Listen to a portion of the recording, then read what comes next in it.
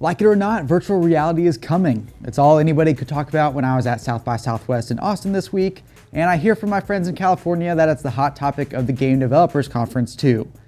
But in the flood of VR-related stories and information, one headset managed to make the biggest headlines this week: PlayStation VR.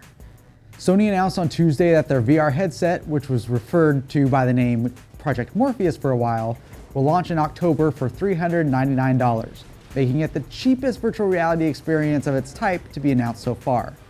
Granted, you'll need a PlayStation 4 in order to use it, as well as a PS4 camera and at least one PlayStation Move controller, which aren't included with that $400 price, but it still makes it the most affordable and accessible headset aimed at hardcore video game players.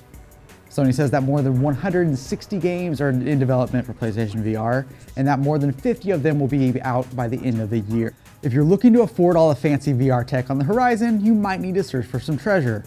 It's okay, I know a guy. Indiana Jones.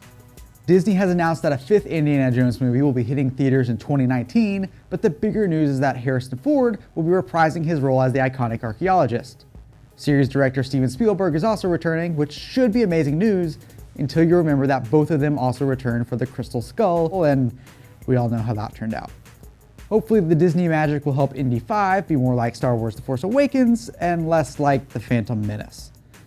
Lastly, in an interview with IGN, director and producer J.J. Abrams said that he's still working on movies based on the Valve video games Half-Life and Portal, and that's pretty much it.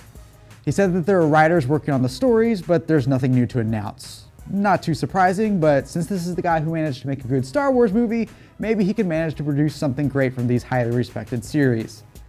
That's all for this week, but if you check out guidelive.com/geek, you'll find more exciting stuff, including some dispatches from South by Southwest, and I'll see you next week.